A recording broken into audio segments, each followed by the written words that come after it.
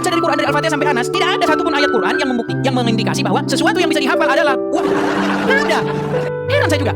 Tapi sekarang umat Islam bilang katanya karena Quran bisa dihafal itu adalah tanda Quran itu. Nina Bobo bisa dihafal tapi bukan wahyu. Nina Bobo, oh Nina Bobo, kalau tidak Bobo digigit nyamuk. Itu ribuan orang yang hafal, lebih banyak orang yang hafal itu, tapi bukan wahyu, gitu loh. Selama ini yang katanya nanti orang tua masuk surga atau apa yang katanya hafal Quran, nggak ada hafal Quran itu. Perintah untuk menghafalkan Quran nggak ada. Ada dapat jubah kebesaran di surga itu bayangan justru dari hadis palsu. Sebenarnya saya mengundang yang yang muslim ini, tapi saya lihat yang naik ini orang-orang awam. Nanti kalau saya naikin saya banyak menerima info. Kenapa kamu mengundang yang awam-awam? Kamu ajak diskusi yang tiada berilmu. Mari hadapi ustadz ini, ustadz itu. Tapi yang disuruh hadapi hanyalah hayalan. Mana ustadz yang kalian bilang yang suruh saya hadapi? Sudah ditunggu-tunggu 7 kali puasa, 7 kali lebaran. Gimana? Sebentar lagi sudah mau puasa nih. 7 kali puasa, 7 kali lebaran. Ustadz tak muncul-muncul, Juma pun kabur-kaburan. Gimana sih? Ayo, silakan ya Pak Ustadz, ya Pak Ustadz. Pak Ustadz ya, yang naik ya, jangan orang-orang awam gila, tolong ya. Saya sudah capek menerima kritik dan siaran di inbox itu loh, aduh, ya. Silakan Zain, Muslim. KTP Islam, Bang. Ya, silakan nyalakan kamera. Mari diskusi dengan baik. Silakan. Nggak berani nyalain kamera, Bang. Nggak berani nyalakan kamera. Ada apa ini, Bang? Saya murtadin, Bang. Oh, sudah murtad keluar dari Islam. Nah, Apa yang menyebabkan Anda meninggalkan agama Islam? yang meninggalkan waktu itu tahun 2015. Jadi saya kan dari pondok pesantren, terus pendidikan juga dari kecil agama Islam. Saya nggak pernah diajari yang teror-teror kayak gitu. Tahun 2015 ada penyerangan ke bom gereja. Lalu setelah itu ada penyerangan bom molotov waktu ada anak kecil sekolah minggu. Nah itu bikin hati saya goyang, pikiran saya jadi kacau. Gimana bisa yang katanya agama rahmat bagi seluruh alam kok melakukan seperti itu? Akhirnya Anda meninggalkan agama Islam karena melihat seperti itu, Bang ya? Ya, cuman saya nggak ke arah Kristen, mohon maaf ya Pak ya. Saya ke arah agnostik. Cuman saya mendukung gerakan Abang supaya teman-teman yang Islam juga makin pada sadar bahwa ini agamamu ini error gitu loh. Agamamu itu perlu dipertanyakan gitu. Dan kalian keren sih, Bang. Tapi biar nanti tidak dibilang fitnah. Nanti banyak orang yang ngomong, itu oten menyamar itu. Gimana kalau saya undang Muslim ke sini untuk meng-cross check? Karena channel saya ini, Bang, di sini sangat dilarang yang namanya pura-pura ngaku-ngaku Muslim gini terus meninggalkan Muslim. Gimana biar saya cross check dulu? Gampangnya gini, kalau saya dianggap bukan Muslim, saya syahadat pun nggak masalah karena saya nggak percaya agama sekarang, Bang. Bukan, maksudnya kalau Oke, kalau Anda pernah jadi Muslim, sebentar Bang, kalau Anda pernah jadi Muslim, sebentar, kalau Anda pernah jadi Muslim, setidak-tidaknya Anda masih ingat lah bacaan-bacaan sholat, coba. Bacaan sholat ya Al-Fatihah. Coba Anda tunjukkan, coba. Alhamdulillahirabbil alamin arrahmanirrahim maliki yaumiddin. Iyyaka na'budu wa iyyaka nasta'in ihdinas siratal mustaqim bla bla bla bla. Terus bacaan-bacaan yang lainnya, tahiyat apa gitu coba. Ya, kursi, ayat kursi, misalnya la ilaha illa wal hayyul qayyum, la ta'khudhuhu sinatun wa la naum, lahu ma fis samawati wa ma fil ardh, man dzal ladzi yashfa'u 'indahu illa bi'idznihi, bla bla bla bla bla, kayak gitulah. Malah saya Bang sama Islam Bang, sudah Bang. Oke, jadinya intinya begini teman-teman. Jadi muslim-muslim yang bilang bahwasanya banyak umat muslim tidak meninggalkan agama Islam, ya, ini salah satu contoh. Banyak Bang. Banyak kok. Walaupun tidak ke arah Kristen tapi yang penting murtad sudah. Capek Bang beneran. Kasihan sama umat Islam tuh. Nah, jadi itu teman-teman ya. Jadi saudara-saudara Anda yang telah meninggalkan agama Islam itu ada dan banyak. Contohnya misalnya Zain begini. Cuman mereka memang tidak berani bersuara. Ya, tidak berani bersuara. Saya ini nggak berani on cam, saya. Saya maklumi Bang. Nanti saya digeruduk rumah saya. Anda nanti didatangi ormas. Oke Bang ya, kita kasih kesempatan kepada Terima kasih ya Bang ya. Terima kasih banyak. Bang. Selamat berjuang Bang. Terima kasih.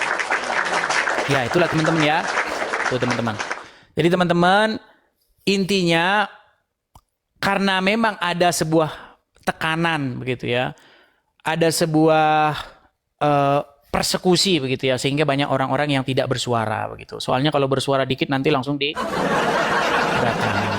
contohnya seperti siapa itu? Seperti siapa itu yang perempuan yang konon katanya hafiz Quran itu, hafizoh itu, Sampai didatangi, dites bacaan Qurannya. Waktu saya nonton, oh Quran itu dilomba-lombain baca begitu ya. Oh.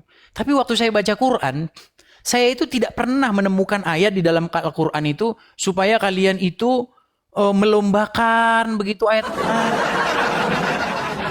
Supaya ayat Quran itu dilombain begitu.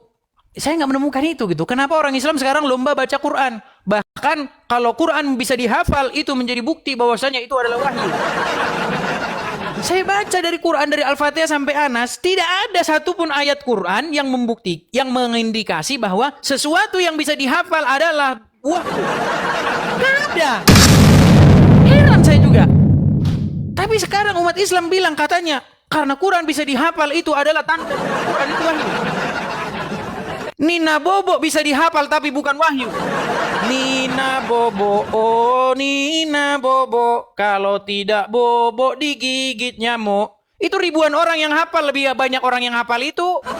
Tapi kok bukan wahyu. Gitu loh.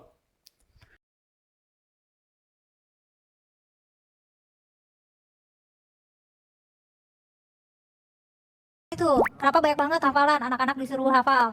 Eh, aku sepakat banget loh. Jadi setiap kali ada orang yang nyamperin aku minta setiap ada orang yang nyamperin aku minta tips buat ngafal Quran, pasti pertanyaan pertama aku, buat apa gitu, kenapa gitu.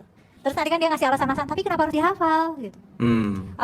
Biasanya nggak ada alasan yang sangat rigid gitu kenapa harus hafal. Waktu kecil aku juga bingung kenapa orang-orang dewasa sekitar aku sangat bangga terhadap aku yang hafal Quran. Jadi sama pesantren tuh kadang aku suka dibawa ke majelis talim di Jakarta di mana buat kayak bahan marketing gitu loh. Oh, oke, bahan marketing. Ini di pesantren. Jadi di pesantren aku ada anak kecil hafal Quran nih. Terus kan nanti aku baca Quran banyak. Terus nanti ibu-ibu dan bapak-bapak yang jamaah di situ kayak kagum banget. Nanti aku dikasih bingkisan makanan, dikasih uang jajan. Terus mereka minta doain aku. Ada ibu hamil yang minta dielus perutnya sama aku. Aku yang waktu kecil aku bingung kenapa orang-orang mengagumi Segitunya. itu betul. Oke. Padahal aku hanyalah anak kecil yang nggak paham apa yang aku baca. Bagus. Itu jujur banget sih. Jadi sekarang kalau ada yang nanya, aku pengen hafiz dong, pertanyaannya buat apa? Buat Benar apa? sih. Dan selama ini yang katanya nanti orang tuanya masuk surga atau apa yang katanya hafal Quran, benar nggak ada perintah hafal Quran, itu nggak ada. Betul. Perintah untuk menghafalkan Quran nggak ada. Ada perintah untuk menjaga, tapi bukan literally menghafal secara verbatim seperti yang aku lakukan. Iya. Dan misalnya nanti orang tuanya dapat jubah kebesaran di surga itu kebanyakan justru dari hadis palsu. Hadis palsu? Ha-ha. Oh gitu. Iya, iya. Jadi bisa jadi hafal Quran sebenarnya tidak seistimewa itu. Oke, menarik nih. Dan ngapain aku ngerasa juga ini anak-anak banyak banget PR hafalannya. Waktu kecil kebetulan kayaknya menghafal itu salah satu core strength aku, jadi termasuk gampang. Malah kayak kitab-kitab kecil tuh kayak sengaja aku hafalin, nggak tahu buat apa, nanti supaya kalau ujian ditanya aku bisa jawab secara verbatim dari kitab gitu. Emang yang teksnya di kitab gitu kayaknya supaya pamer aja sih, karena kan Gua hafal loh gitu ya. karena guru-guru kita, sekolah kita sangat menghargai hafalan. Yang mana padahal kalau secara level kognitif, hafalan itu adalah skill kognitif yang paling rendah. Karena Oke. kan menghafal itu cuma beo. Itu kayak bayi, kayak diajarin mama ini papa, kayak emang selevel itu kalau menghafal. Level yang paling tinggi justru memproduksi ilmu pengetahuan, dan itu yang nggak ada. Kita belajarnya ngafal, habis itu belajar untuk ngutip sana ngutip sini, kayak seolah kita tuh nggak boleh punya pikiran sendiri gitu. Dan masalah memahami, kadang-kadang malah nggak paham. Kita cuma memahami Bunyi gitu ya? bunyi aja, atau kadang-kadang tuh suka ada frasa-frasa yang diambil dari Quran yang padahal konteksnya nggak gitu. Ada nih penceramah yang akhir ceramahnya tuh suka bilang kalau ada yang baik itu dari Allah.